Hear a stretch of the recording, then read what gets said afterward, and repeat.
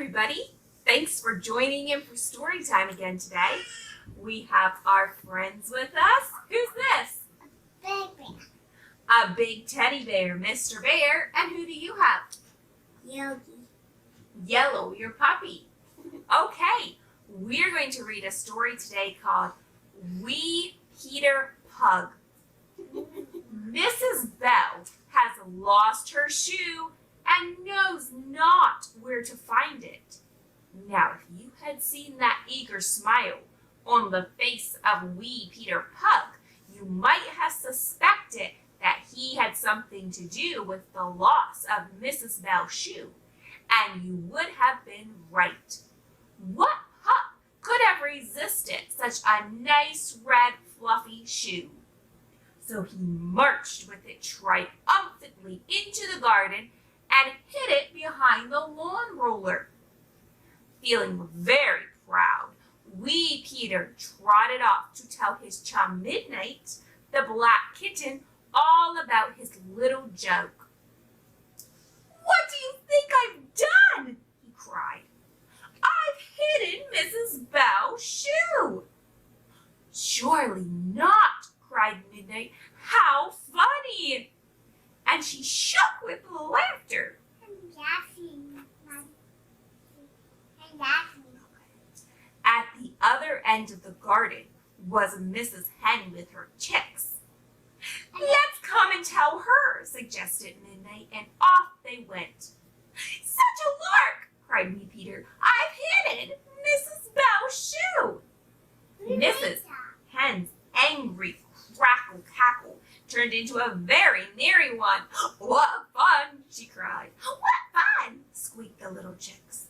All three ran eagerly down the pathway until they came across Sir Cockerel, perched in a dignified attitude on the fence. "What do you think?" asked Mrs. Hen, who, being the eldest, thought she was entitled to speak first. But before she could open her mouth, Wee Peter Pug cried, "I've hidden Mrs. Bell's shoe!" "What a splendid joke!" exclaimed Sir Cockerel. "Does Mrs. Duck know?" asked Sir Cockerel. "No, let's see if we can find her," said Wee Peter. "What's all the excitement about?" demanded Mrs. Duck when she saw them coming to the lakeside. "I've hidden Mrs. Bell's shoe," said Peter. Mrs. Duck quacked uproariously. "Quack, quack! I've never heard anything so funny," she declared. Mrs. Duck waddled ashore. "We must tell somebody else," she said. At that moment, Billy Rabbit poked his inquisitive nose through the hedge. "You seem very much amused," said he. "So will you when you know I've hidden Mrs. Bell's shoe!" Billy's laugh spread from ear to ear. "That's fine fun!" he cried, and off he ran to tell the wood folk. So many of them had collected by now that there was quite a procession. "Let's go back and see Mrs. Bell look for her shoe," suggested Wee Peter Pug. He led the way, and they all followed him. They were all speaking at once and made such a commotion that all the wee creatures in the garden wondered what had happened. "Can't we find a better place to hide it?" said Wee Peter. "Put it behind my house," suggested Mrs. Hen. "Cluck, cluck."